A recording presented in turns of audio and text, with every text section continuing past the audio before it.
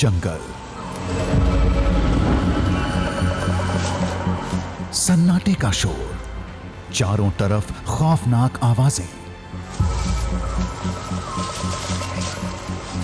डर से रोंगटे खड़े थे, फिर भी पगडंडियों को चीरते हुए बढ़ते जा रहे थे।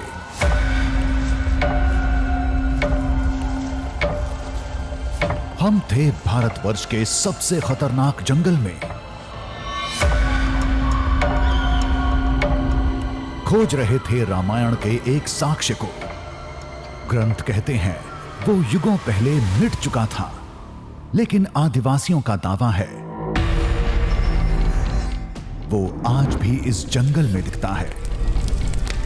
गुप्त अंधेरे में हमें तलाश थी स्वर्ण मृग की सुनहरी रोशनी की।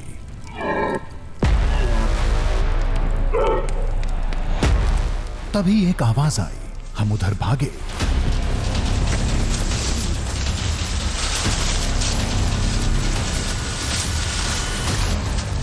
इतनी रात को मैंने हिरण की आवाज सुनी। जंगल में हिरण रात के वक्त आवाज नहीं करते हैं। हम आवाज के पीछे थे, लेकिन कोई था जो हमारा पीछा कर रहा था।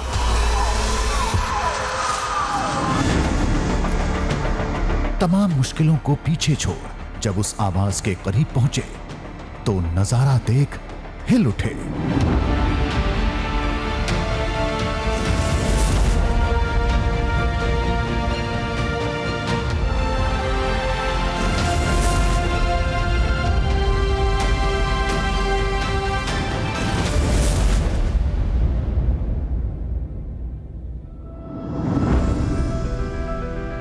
ये कहानी मुकम्मल होने से पहले कई हैरत अंगेज मुकाम से गुजरी, जिसका आगाज हुआ था वाल्मीकि रामायण से।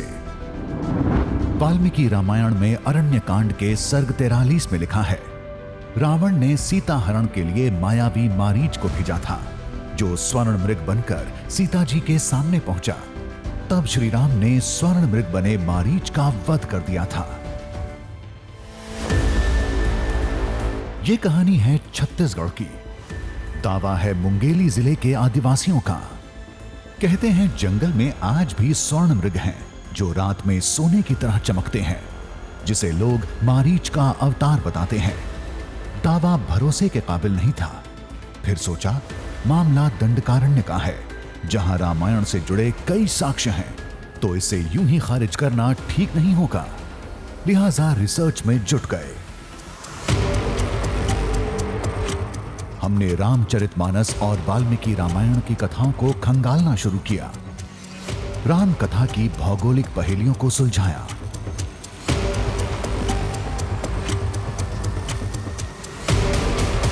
तब कुछ ऐसे प्रसंग मिले जिसकी जानकारी आम लोगों को नहीं है। जब उन प्रसंगों से जुड़े स्थानों को नक्शे से मिलाया तो चौंक पड़े। अब खुद को रोकना मुश्किल था और कूद पड़े छत्तीसगढ़ के दंडकारण्य में। हमारी पहली मंजिल थी जंगल का वो हिस्सा जहां स्वर्ण मृग देखने का दावा किया जाता है,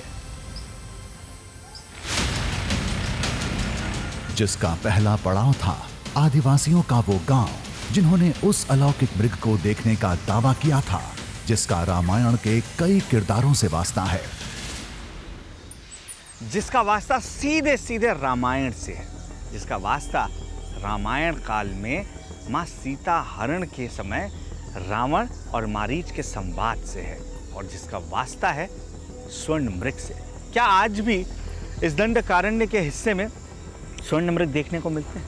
और अगर देखने को मिलते हैं तो वो कैसे दिखते हैं? हम छत्तीसगढ़ के अचानक मार टाइगर रिजर्व एरिया में थे, जो मध्य प्रदेश और छत्तीसगढ़ के बीच करीब 3900 स्क्वायर किलोमीटर के दायरे में फैला है। ये इलाका भले आज दंडकारण्य माने जाने वाले बस्तर और दंतेवाड़ा से दूर है, लेकिन रामायण काल में ये पूरा इलाका दंडक वन कहलाता था, यानी जहां लंका नरेश रावण का राज चलता था। घने जंगल में अनजान गांव खोजना था। चुनौती बड़ी थी। तभी रास्ते में यह सूखा झरना आ गया। अब जिस हिस्से पे हैं, मुझे लग रहा है कि बारिश के दिनों में यहाँ बहुत तेज़ पानी का बहाव होता है और ये कोई वाटरफॉल है जो फिलहाल पानी की कमी से सूख गया है, लेकिन ये रास्ता हमें किसी ऊंची जगह पर पहुंचा सकता है जहाँ से हम पता लगा सकते हैं कि हम सही जगह पर पहुंच पाए हैं या हमें कहीं और चलना बाकी है। हम जिसकी तलाश में निकले थे उसके सामने ये मुश्किलें कुछ नहीं थीं। लेकिन एक जगह अटक गए। ये जितना आसान मुझे लग रहा था ये उतना आसान है नहीं, क्योंकि पत्थरों पर पानी की वजह से फिसलन बहुत ज़्यादा है और पत्थरों पर गिरने का मतलब सीधे बुरी तरीके से घायल होना है। देख रहे हैं, एक पैर रखने की जगह है, दूसरा पैर कहाँ रखा जाए ये समझ नहीं आ रहा है। ओह, नीचे देखकर ही डर लग रहा है। मैं फंस गया हूँ, फंस गया हूँ मैं। ना मैं आगे जा पा रहा हूँ ना नीचे आ पा रहा हूँ। अभी तो ये शुरुआत थी। हम टाइगर रिजर्व एरिया में थे, आगे कुछ भी हो सकता है, लेकिन हम हर हालात के लिए तैयार थे। अब आप सोच रहे होंगे कि इतनी मुसीबत उठाने की जरूरत ही क्या है, वो भी एक ऐसे दावे के लिए जिसे एक बच्चा भी बिना सोचे खारिज कर दे। अब हम आपको बताते हैं कि रिसर्च में हमें ऐसा क्या मिला था जिसके बाद हम जंगल में उतर पड़े। ये मामला रामायण के एक अनसुने प्रसंग का है। ज्यादातर लोग ये सोचते हैं कि मारीच का रामायण में श्री राम से वास्ता उस वक्त पड़ा था जब मारीच स्वर्ण मृग का रूप धारण करके प्रभु श्री राम को दिग्भ्रमित करता है और उसी समय रावण, जो कि एक भिक्षुक की भूमिका में वहां पहुंचता है और वो सीता हरण करता है। लेकिन बालकांड के 25वें, 26वें और 27वें सर्ग के मुताबिक सीता हरण से पहले भी श्री राम और मारीच का सामना हुआ था। ये उस समय की बात है जब श्री राम ने ताड़का वध किया था। मारीच ताड़का की सेना का एक योद्धा था। ताड़का के बाद श्री राम ने मारीच पर भी तीर चलाया था। वार इतना तेज था कि मारीच वहां से दक्षिण पूर्व दिशा में 100 योजन दूर जा गिरा। जब हमने इस राम कथा को आज के भूगोल से जोड़ा, तब हैरत अंगेज तथ्य सामने आया।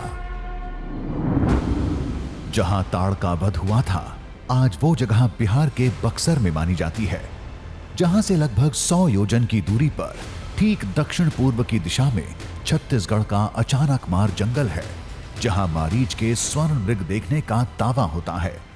जिसे लेकर थोड़ा सोचना पड़ता है, थोड़ा चौंकाती है ये बात कि लोग आज भी स्वर्ण मृग के देखने की बात करते हैं। यही चीज़ें बार बार परेशान करती हैं कि इतना कोइंसिडेंस कैसे हो सकता है। इस अद्भुत संयोग का ये मतलब नहीं है कि इस जंगल में कोई स्वर्ण मृग है। वो एक ही था जिसका प्रभु राम ने वध कर दिया था। आदिवासी जिसकी बात कर रहे हैं वो स्वर्ण मृग ही है या कुछ और, ये तो गांव पहुंचने के बाद ही समझ में आएगा।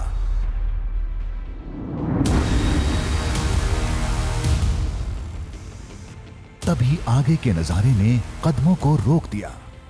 जमीन का ये टुकड़ा बता रहा था हम जंगल के कोर एरिया में थे। सूखे कीचड़ में जानवरों के पैरों के निशान थे। अब यहाँ जानवर आते क्यों, ये भी जान लीजिए। जिस तरीके से इंसान को सोडियम की ज़रूरत होती है, वैसे ही जानवरों को भी सोडियम की ज़रूरत पड़ती है। लेकिन जब शरीर में सोडियम की कमी हो तो उसकी पूर्ति कैसे हो? तो वो जानवर यहाँ आते हैं। ज़मीन का ये जो ख़ास हिस्सा है, ये ख़ास टुकड़ा जो है, यहाँ पर वो ज़मीन को चाटते हैं। इसके बाद उनके शरीर में जो कमी है सोडियम की, वो पूरी हो जाती है। अगर हम यहाँ मौजूद हैं तो इसमें ज़्यादा आश्चर्य नहीं होगा कि आसपास कोई जानवर भी मौजूद हो। हमारी आशंका सही निकली। यहां से कदम कदम पर जानवरों का खतरा था। बहुत संभल कर आगे बढ़ना होगा। देखिए, बाइसन का झुंड है, गौर का झुंड। अगर इस झुंड में बच्चा हुआ तो ये बहुत अग्रेसिव हो सकते हैं। हम इधर नहीं जाएंगे, हम उन्हें डिस्टर्ब नहीं कर सकते और हमें आगे बढ़ने के लिए दूसरा रास्ता लेना पड़ेगा। वो देखिए, झुंड का सबसे बड़ा मुखिया है वो सामने।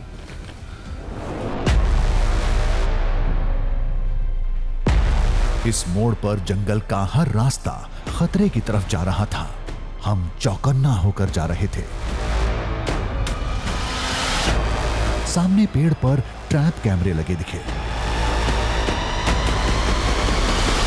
एक सेकेंड, ये देखिए, ये आमने सामने 2 कैमरास नज़र आ रहे हैं।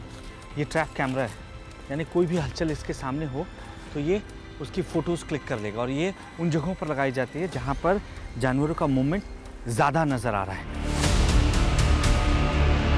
ये कैमरे बाघ और तेंदुए जैसे खतरनाक जानवरों के मूवमेंट का पता करने के लिए लगाए जाते हैं।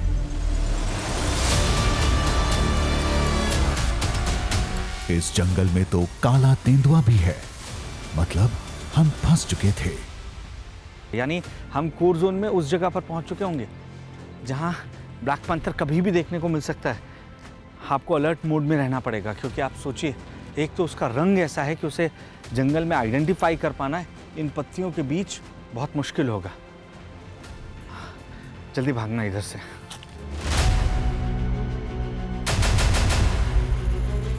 बचने का रास्ता तलाश रहे थे, अचानक जंगल में हलचल बढ़ गई।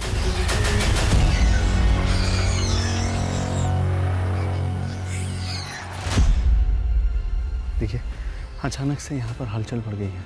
ये बंदर जो पेड़ पे बैठे हैं, ये लगातार एक डायरेक्शन पर देख रहे हैं और ये कॉल दे रहे हैं। ये देखिए, ये बार्किंग दिया, यानी कोटरी का कॉल है। इसका मतलब आसपास कहीं बाघ की दस्तक हो सकती है। हमें कोई आड़ लेके बैठना पड़ेगा।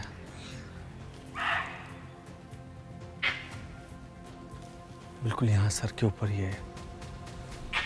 शायद जंगल का राजा बाघ कहीं आसपास था। इलाके को तुरंत छोड़ने में ही भलाई थी। हम कोर एरिया में भटक चुके थे।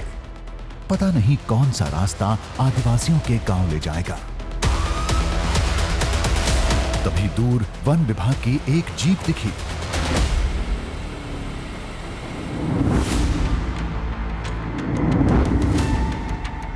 तेजी से उधर भागे। शायद रेंजर की टीम कोर एरिया में गश्त लगा रही थी। जीप पहुंच से बाहर थी, लेकिन वही हमारी आखिरी उम्मीद थी। उसे पकड़ने के सिवाय कोई चारा नहीं था और हम इसमें कामयाब रहे।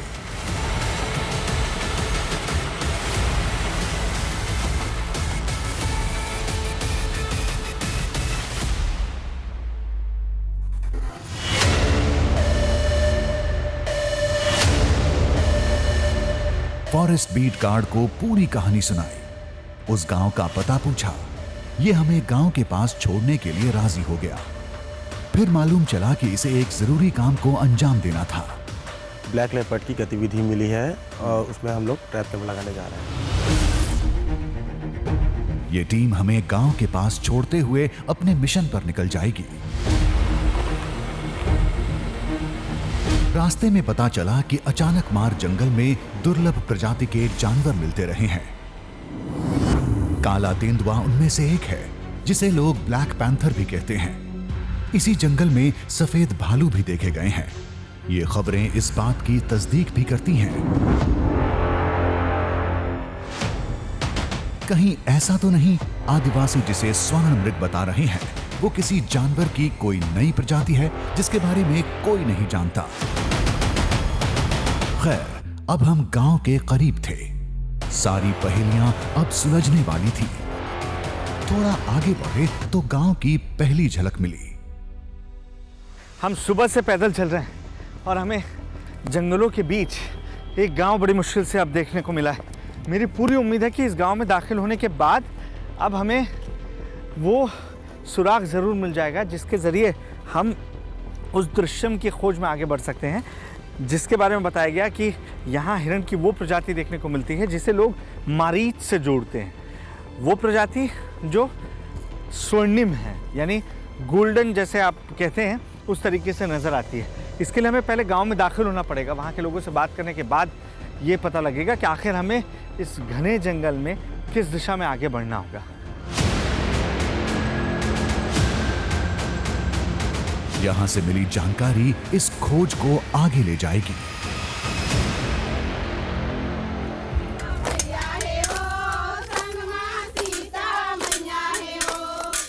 गांव में पहला कदम रखते ही कान में जो पहले शब्द पड़े वो रामायण के थे। पता चला कि राम के वनवास से जुड़ी कथाएं गांव की संस्कृति का एक हिस्सा हैं। देखिए, ये गांव बेशक जंगल के बीच में जहां पहुंचना मुश्किल हो, लेकिन आप देखिए यहाँ जो संस्कृति है, जो यहाँ के लोकगीत हैं, उसमें भी आज भी राम, लक्ष्मण, माँ सीता, इनका जिक्र होता है।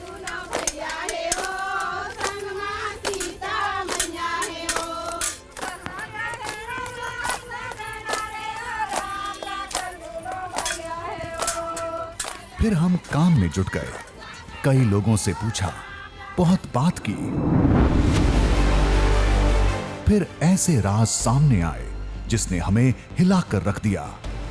सभी ने एक सुर में कहा, जंगल में रात के वक्त चमकता हिरण दिखता है। मैं सुना यहाँ हिरण अलग तरीके के मिलते हैं। हाँ, अलग तरीके का ही है हमारे यहाँ। लाल वाला। अच्छा। हाँ, कबरी कबरी बूंदी बूंदी वाला। हाँ, सफेद बूंदी, लाल। हाँ। लाल आने ज्यादा रहते हैं।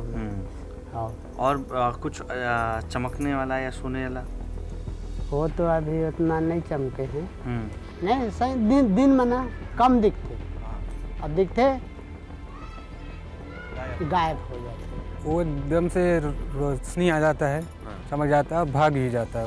वो तुरंत भाग जाता है, कुछ दिखाई नहीं पड़ेगा।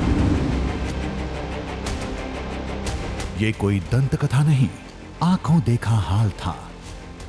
किसी ने चंद महीने पहले देखा था, किसी ने कुछ साल पहले। कहते हैं वो स्वर्ण मृग चंद सेकंड के लिए नजर आता है, फिर पलक झपकते गायब हो जाता है। रात को चमकते कैसे? कैसा चमकता है? मतलब चमकता है जैसे हिरण की आंख चमकती है, उसको तो नहीं बोलते हैं, या पूरा कलर सोने जैसा चमकता? पूरा सोना टाइप से चमकते बोलते। कैसे जाबे, वो तो पलक झपकते ही तुरंत गायब हो जाते। हाँ, दिखा है मतलब हाल फिलहाल? हाँ, 1-2 महीना पहली बतात रही से कि दिखे है करके, और देखते साथ ही एकदम गायब हो जाते ना, तो पते नहीं चले।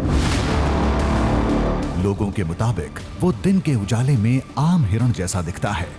उसकी सुनहरी चमक केवल रात के अंधेरे में दिखती है। तो हमन दिन के तो नहीं देखन भैया, रात के देखन तो हमन का पता है एकदम सोन जैसे वह चमकत रहते हैं। दिन में पहचान नहीं आते? दिन में वही का है कि ओकर प्रकाश में ओकर लाइट है कम हो जाते, तो उसे पहचान नहीं आवे। और जैसे अंधेला रहते ना रात के, जैसे उजाला रात के, तो ओमा और ज़्यादा चमकती। कभी लगता ये सब कुछ बनी बनाई बातें हैं, लेकिन गांव वालों का आत्मविश्वास हमें सोचने के लिए मजबूर कर देता। रामायण में एक ही स्वर्ण मृग था जिसका वध हो गया था। ये दूसरा कब और कहां से आया? तो गांव वालों ने एक कहानी सुनाई। ये कहानी वहां से शुरू होती है जहां हमारा रिसर्च खत्म हुआ था, जब श्री राम का तीर लगने के बाद मारीच 100 योजन दूर गिरा था। बताया जाता है कि श्री राम से सामना होने के बाद मारीच एक गांव के पास जंगल में साधु बनकर तपस्या करने लगा, जहां एक बड़े वट वृक्ष के नीचे रावण मारीच संवाद हुआ। तब रावण के खौफ से सीता हरण के लिए मारीच स्वर्ण मृग बनकर पंचवटी चला गया। दावे के मुताबिक यही वो गांव है जहां युगों पहले मारीच गिरा था,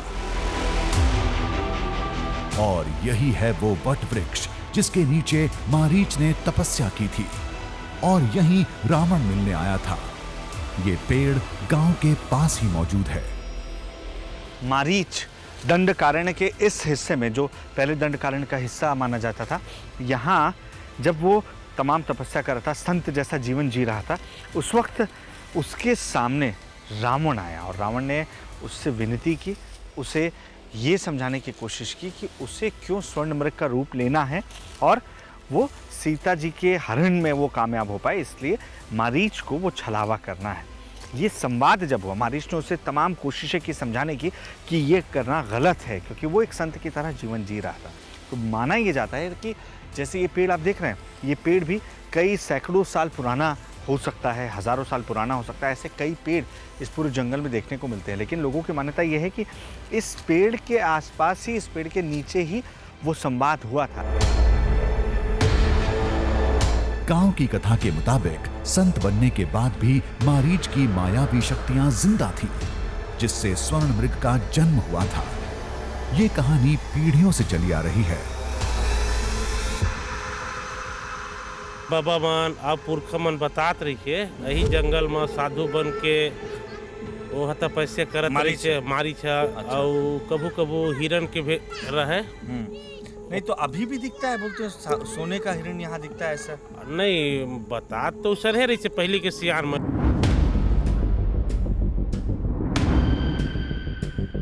उस मृग को कोई खोज नहीं सकता, बस आते जाते कभी कभार दिख जाता है, वो भी जंगल के सबसे खतरनाक कोर एरिया में। उसे तलाशने की हिम्मत आज तक कोई नहीं जुटा पाया। मारीच के ताकत से ना मायावी शक्ति से बने हीरा ने समझ ले। बुजुर्गों ने बताते कि वो देखे से दिव्य शक्ति एकदम अलौकिक प्रकार के, एकदम पीला पीला सोन टाइप चमकते। हाँ, जंगल इतना खतरनाक है भैया, आप मन बोला था दिन में जाए में डर लग जाते, आदमी लोकल नहीं जा सकता है, बैगा भूमिया आदिवासी समाज के, तो फिर रात के कैसे जाए। लेकिन हमें तो जाना था, उस हिरण को खोजकर रहस्य को सुलझाना था। लेकिन उसे खोजेंगे कहां? जंगल तो मीलों लंबा है। तो गांव वालों ने एक जगह बताई। सूरज ढलते समय जंगल का एक हिस्सा सुनहरे रंग जैसा दिखता है। कहते हैं रात के वक्त वहीं स्वर्ण मृग दिखेगा।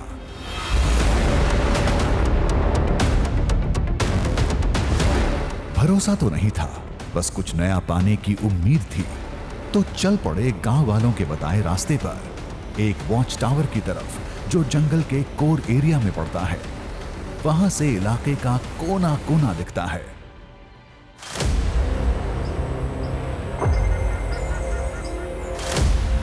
तभी एक नदी ने रास्ता रोक दिया। मुश्किलों की परवाह अब किसे थी? हमें जल्द से जल्द उस जंगल में पहुंचना है, क्योंकि कभी भी अंधेरा हो सकता है। और उसके लिए अब मुझे जो रास्ता देखने को मिल रहा है ये बहुत ख़तरनाक हो सकता है, क्योंकि यहाँ सिर्फ एक पेड़ है जो फिसलन से भरा हुआ है और नीचे पानी है जिसकी गहराई मुझे भी नहीं पता है। देखना, ये लकड़ी ये कभी भी टूट के समा सकती है। इसके सहारे मुझे अब नीचे उतरना है। अगर मैं पानी में गिरा तो मुझे नहीं मालूम है कि इसकी गहराई कितनी है।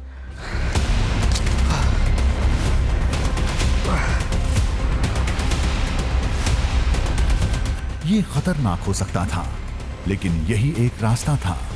इस गिरी हुई लकड़ी पर मैंने भरोसा तो कर लिया, लेकिन मुझे लग रहा है कि ये कहीं गलती न साबित हो जाए।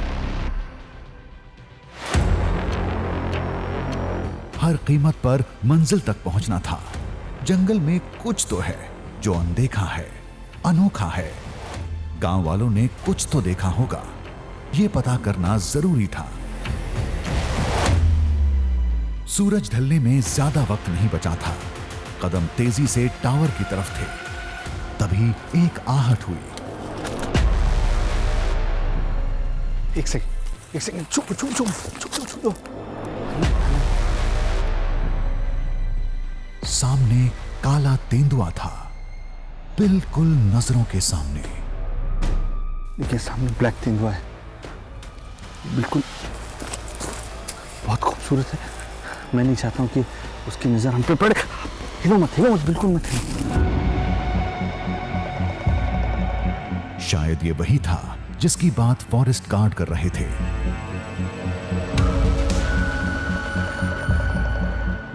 ये तसल्ली के साथ बांस की बैरिकेडिंग पर टहल रहा था।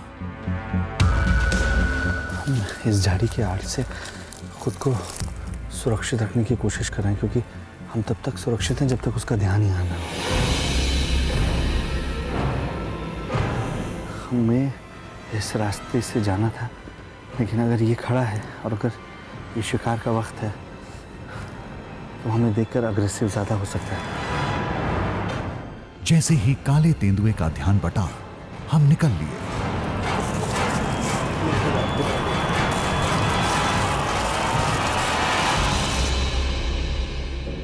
एक सेफ जगह पहुंचकर हमने राहत की सांस ली और आगे बढ़े।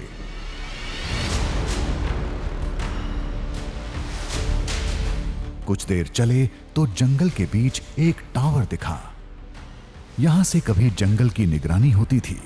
जानवरों का खतरा बढ़ा तो इसे खाली कर दिया गया। वाकई इस टावर से जंगल मीलों दूर तक नजर आ रहा था।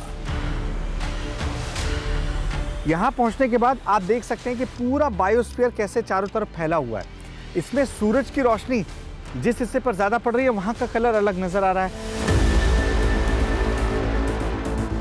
शाम होने वाली थी। यही वो वक्त था जब जंगल खुद सुनहरे हिरण का पता बताता है। वाकई कुछ देर बाद जंगल का एक कोना सफेद और हल्के सुनहरे रंग का दिखा।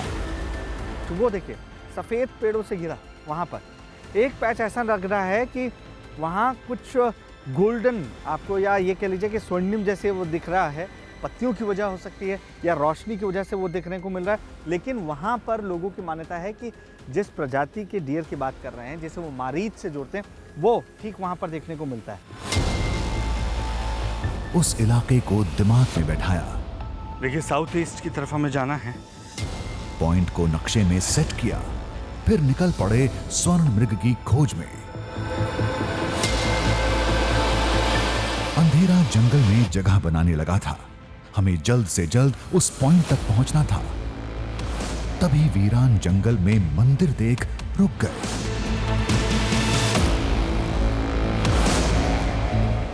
ये लक्ष्मण मंदिर था। गांव वाले इसकी पूजा करते हैं। यहां लक्ष्मण के शेषनाग अवतार की प्राकृतिक प्रतिमा है। दरअसल इस शिला को गांव के लोग पूजते हैं। वो क्यों? क्योंकि आप देखिए कि यहाँ पर ये जो शिला है, ऐसा लग रहा है कि नाग का फन आपको यहाँ देखने को मिल रहा है। और ये प्राकृतिक शिला है, इसमें किसी भी तरह से छेड़छाड़ नहीं की गई है। हाँ, प्रोटेक्ट करने की कोशिश गांव की तरफ से ज़रूर की गई है। अब जब आप इस शिला को इस तरफ से देखते हैं तो वाकई ऐसा लगता है कि जैसे यहाँ सांप का निचला जबड़ा और ऊपरी जबड़ा जो है वो मिल रहा है, और यहाँ पर बिल्कुल वैसे ही शेप आपको नजर आता है। वक्त गंवाए बगैर हम आगे बढ़े। जंगल में अंधेरा फैलने लगा था। रास्ते में हिरण का एक झुंड मिला। कई सारे थे। हम दबे पांव करीब पहुंचे। दावे के मुताबिक स्वर्ण मृग रात में चमकता है, बाकी समय वो आम हिरण जैसा दिखता है। क्या पता इनमें से ही कोई हो। देखिए यहाँ पर स्पॉटेड डियर के एक झुंड देखने को मिल रहा है। हम तेज़ नहीं बोल सकते हैं क्योंकि ये आवाज़ सुनते ही भाग जाते हैं। वो देखिए वहाँ पर, इसमें मेल फीमेल दोनों हैं। मेल जो सींग के साथ है और फीमेल जिनकी सींग नहीं है।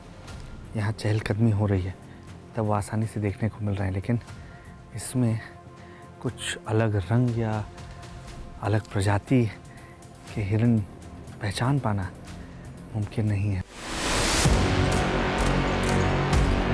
आहट पाते ही हिरण भाग जाते हैं। वो स्वर्ण मृग तो पल में गायब हो जाता है। उसे कैमरे में कैसे कैद करेंगे? कई उलझने थी, लेकिन थमे नहीं, बढ़ते रहे। आखिरकार हम अपनी तय जगह पर पहुंच गए। हम उस जगह पर आ चुके हैं जो हमने वो सामने वहाँ वॉच टावर से मार्क की थी। और अब देखिए शाम हो चुकी है और आसपास जो सूरज की रोशनी है वो बहुत छन छन कर पहुँच रही है। अब मुझे लग रहा है कि हमें जल्द से जल्द कोई समतल जगह खोजनी होगी जहाँ हिरणों की चहलकदमी ज़्यादा रहती है।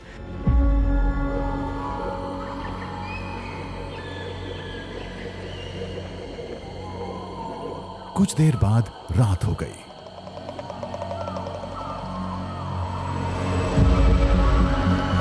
काली रात रात में जंगल और भयानक दिखता है। खुद की आहट भी डरा देती है। अगर स्वर्ण मृग को देखना है तो ये जोखिम उठाना ही पड़ेगा।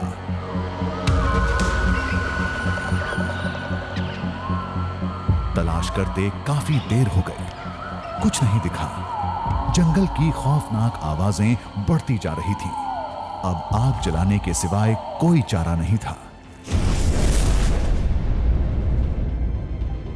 जंगल में जब आप हैं तो ठंड से तो बचने के लिए ही, साथ ही साथ जंगली जानवरों से बचने के लिए आपका आग के इर्द गिर्द होना बहुत ज़रूरी है। हम कोशिश कर रहे हैं कि आग जलती रहे, जिससे हमारे लिए खुद को सुरक्षित रखना ज़्यादा आसान होगा। लेकिन हमारी नज़र लगातार जंगलों में टिकी हुई है, क्योंकि हमें नहीं मालूम कि अगर वो हिरण आता है तो किस दिशा से हम उसे देख पाएंगे। वो इस साइड आएगा, इस साइड आएगा, हमें कुछ नहीं मालूम है। इसलिए हमें लगातार चौकसी बरतनी होगी।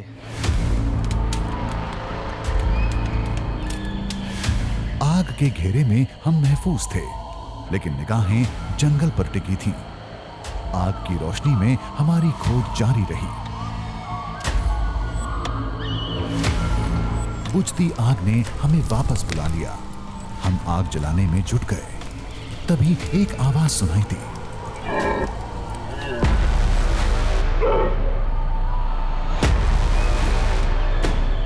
शायद किसी जानवर की थी। मशाल लिए उधर बढ़े। जिज्ञासा थी तो थोड़ा डर भी था।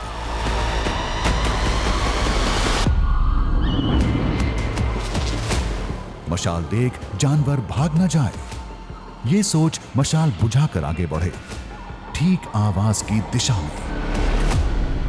इतनी रात को मैंने हिरण की आवाज सुनी है। जंगल में हिरण रात के वक्त आवाज नहीं करते हैं। उनकी आवाज उनके वक्त आती है, और रात को जो शिकारी होते हैं, जो हिरण का शिकार करते हैं, बाघ, तेंदुआ, इनकी चहलकदमी होती है। और ऐसे में हिरण की आवाज मुझे इधर से आई है या इधर से आई है, ये मैं पता लगाने की कोशिश कर रहा हूं। आवाज लगातार आ रही थी, लेकिन कुछ दिख नहीं रहा था। बेचैनी और बेताबी बढ़ती जा रही थी। तभी पेड़ की आड़ से कुछ नजर आया। हमारी आंखें फैलती चली गईं। अरे, ये तो एक हिरण था। कुछ अलग सा, शरीर पर हल्की चमक थी। कुछ सुनहरी जैसी। हमने माथा पकड़ लिया। ये तो हमारी समझ से परे। आखिर ये क्या था? वो आंखों से ओझल होने लगा। हम धीरे धीरे उधर बढ़े। उस अद्भुत हिरण की एक और झलक मिली। मैं कोशिश कर रहा हूं कि उसके जितने पास हो सके मैं पहुंच सकूं। इसके लिए जरूरी है कि बिना शोर किए हम आगे बढ़े धीरे धीरे। क्या ये वही स्वर्ण मृग था जिसे गांव वाले बता रहे थे? हिरण तेजी से भागा। हम भी पीछे दौड़े। कुछ पल दिखा, फिर गायब हो गया। I can't believe it! अरे कहाँ गया, कहाँ गया? हमने जो सुना था, अजय, तुमने देखा, वो यहाँ था, ठीक है? वो कहाँ गया?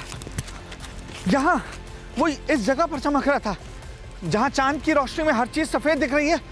अजय, तुमने देखा वो कैसे चमक रहा था? ऐसा लगा जैसे किसी ने लाइट जला दी, लेकिन वो गया कहाँ? वो अद्भुत जानवर जंगल में और अंदर चला गया। रात के वक्त आगे बढ़ना खतरे से खाली नहीं था। जहां वो हमें दिखा था, वहां हमने निशान बनाकर वहीं रुकने का फैसला किया। मुझे अभी भी यकीन नहीं हो रहा है कि मैंने जो देखा वो इस जगह पर था।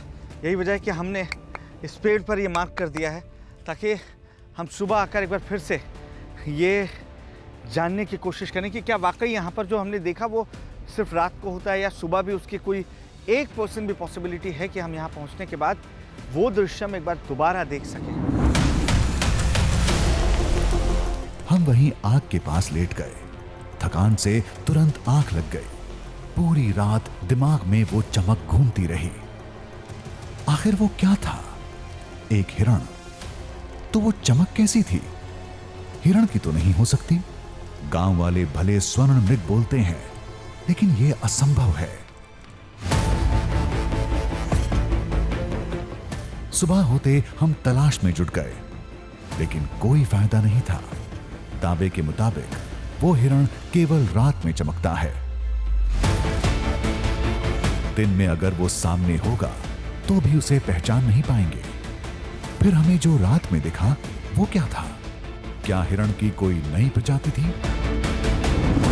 भारतवर्ष में हिरण की कुल 8 प्रजातियां पाई जाती हैं। इसमें बारहसिंघा, सांभर, चीतल, पाढ़ा और काकड़ मैदानी इलाकों में पाए जाते हैं। वहीं हंगुस प्रजाति का हिरण कश्मीर में, डासिंग मणिपुर और कस्तूरी मृग हिमालयी इलाके में होते हैं। इनमें से किसी की खाल नहीं चमकती। अब तो एक ही रास्ता बचा था। हम सीधे फॉरेस्ट ऑफिसर के दफ्तर पहुंचे।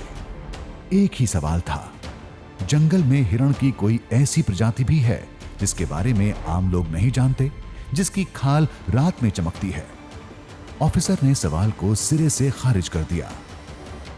नहीं, ऐसा तो कुछ नहीं, चमकने वाला ऐसा कोई डियर नहीं है। ये जो हमारे 4 प्रजाति हैं यही इधर पाए जाते हैं बेसिकली। कोई ऐसा स्पीशीज होने के चांसेस भी नहीं होते कि गोल्डन? नहीं, वो तो मतलब पता नहीं, मतलब कुछ इल्यूजन हुआ होगा। ऐसा गोल्डन ऐसा कोई, मतलब आप उसका अगर कोट की बात करें, गोल्डन कोट हो सकता है, बट ऐसा चमकने वाला कोई स्पीशीज नहीं है ऐसा। इस जंगल में काला तेंदुआ और सफेद भालू जैसे दुर्लभ प्रजाति के जानवर मिलते रहे हैं। हो सकता है सोने जैसा वो सुनहरा हिरण भी कुछ वैसा ही हो, लेकिन इसके बारे में किसी के पास कोई जानकारी नहीं थी। कहानी मुकम्मल हो चुकी थी, लेकिन हमारा सवाल अभी भी जस का तस था। रात में हमें जो दिखा था वो क्या